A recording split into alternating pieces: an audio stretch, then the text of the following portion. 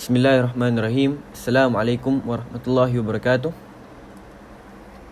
Nama diberi Muhammad Anas bin Azhar, bernombor matriks A174905. Yang saya hormati penyelidik saya iaitu Dr. Suhaila Zalani alias Haji Ahmad, kerana banyak membantu saya dalam melakukan kajian saya. Saya akan membentangkan kajian saya yang bertajuk Kaedah penggunaan matan Ajurumiyah dalam pembelajaran bahasa Arab di Malaysia. Seperti yang diketahui, Ajurumiyah atau Jurumiyah yakni dalam bahasa Arab Al-Ajurumiyah adalah sebuah kitab kecil tentang tata bahasa Arab dari abad ke-7 Hijrah 13 Masihi. Kitab ini disusun oleh tokoh bahasa dari Morocco yang bernama Abu Abdillah Sidi Muhammad bin Daud Asy-Syanhaji alias Ibnu Ajurum, yang mana beliau wafat pada 1324 Masihi. Kaedah-kaedah dasar pelajaran bahasa Arab klasik yang ditulis secara berirama bagi memudahkan dalam menghafalkan matan tersebut. Di lingkungan masyarakat Arab, kitab ini menjadi salah satu kitab awal yang dihafal selain daripada Al-Quran dan Hadis. Ramai dalam kalangan pelajar Malaysia gemar mempelajari bahasa Arab sehingga mereka menyambung pelajaran ke luar negara seperti negara Timur Tengah sama ada Mesir, Maghribi, Jordan, Qatar, Turki, Yaman, Arab Saudi, Sudan, Iraq, Palestin dan beberapa negara lain.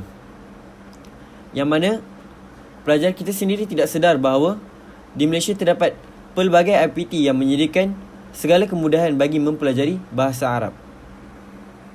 Seterusnya, permasalahan kajian.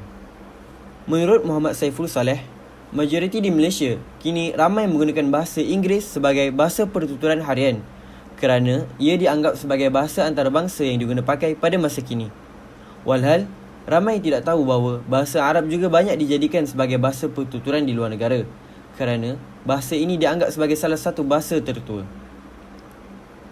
Selain itu, menurut Naimah dan Aini juga menyatakan sebahagian besar prestasi pelajar universiti yang mengambil bidang pendidikan Islam pengkhususannya dalam bahasa Arab masih kurang dari aspek pertuturan bahasa Arab, walaupun mereka terdedah dengan bahasa ini sejak zaman persekolahan lagi. Dengan ini, terwujudlah idea di mana saya mengadakan kajian saya yang bertajuk Sumbangan Matan Ajurumiyah dalam Pembangunan Bahasa Arab di Malaysia. Oleh yang demikian, terdapat beberapa objektif kajian yang diadakan bagi menggariskan tujuan kajian ini. Yang pertama, menganalisis sumbangan matan Ajurumiyah dalam perkembangan bahasa Arab di Malaysia sama ada di IPTA dan IPTS. Yang kedua, menganalisis kaedah dan cara yang digunakan oleh pelajar IPT dalam menggunakan matan Ajurumiyah dalam pembelajaran bahasa Arab, tidak kira sama ada di luar negara dan di dalam negara. Dan yang terakhir, mengenal pasti keberkesanan matan Ajurumiyah oleh pelajar universiti di Malaysia dalam memartabatkan bahasa Arab. Metodologi kajian.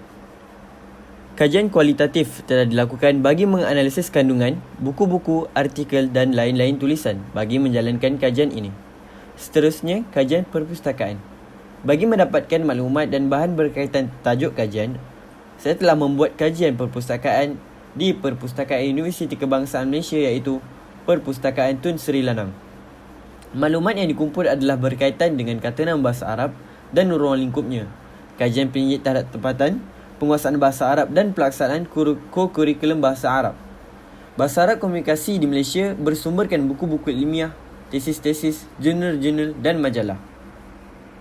Kajian menunjukkan pelajar IPT yang mengambil aliran bahasa Arab sering menggunakan pelbagai sumber untuk meningkatkan mutu pembelajaran Arab mereka. Hal ini kerana mahasiswa perlu mempersiapkan diri dengan persiapan yang sangat besar untuk menguasai ilmu nahu dan i'rab. Alasannya kerana mereka akan berdepan dengan beberapa kekangan seperti pembelajaran nahu di universiti, kebiasaannya yang berteraskan silibus, dan silibus kebiasaannya dikejar yang menyebabkan sesi pembelajaran berjalan sangat laju. Disebabkan adanya sebahagian pemakan seperti carry mark, maka bukan sepanjang semester dipenuhi dengan sesi pembelajaran, ia perlu dibaikkan dengan sesi pengenalan subjek, sesi discussion, sesi presentation. Ini semua untuk memenuhi keperluan pemarkahan. Matan Ajurumiyah ini memang ringkas dan padat. Cara susunannya yang luar biasa Susunan bab yang dibuat umpama silibus yang membantu bina peta minda dalam kepala penuntut ilmu bagi pelajar IPT. Antara yang disebutkan dalam matan Al-Jurumiyah adalah 3 kategori kalimah, iaitu isim, fi'il dan harf. Antara tujuan disebut tentangnya supaya kita lebih jelas dengan kalam, iaitu pembelajaran bahasa Arab. Berdasarkan pembincangan ini, dapat dirumuskan betapa sikap pelajar terhadap pembelajaran bahasa Arab dipengaruhi oleh pelbagai faktor, iaitu dalaman dan luaran. Faktor dalaman melibatkan motivasi, psikologi dan kepercayaan yang secara langsung atau tidak dibentuk oleh faktor luaran seperti struktur bahasa, pengajar, modul-modul bahasa dan reka bentuk pengajaran. Secara tidak langsung, matan Al-Jurumiyah dapat membantu memperkasakan bahasa Arab di IPT Malaysia secara tidak langsung. Sekian, terima kasih. Assalamualaikum.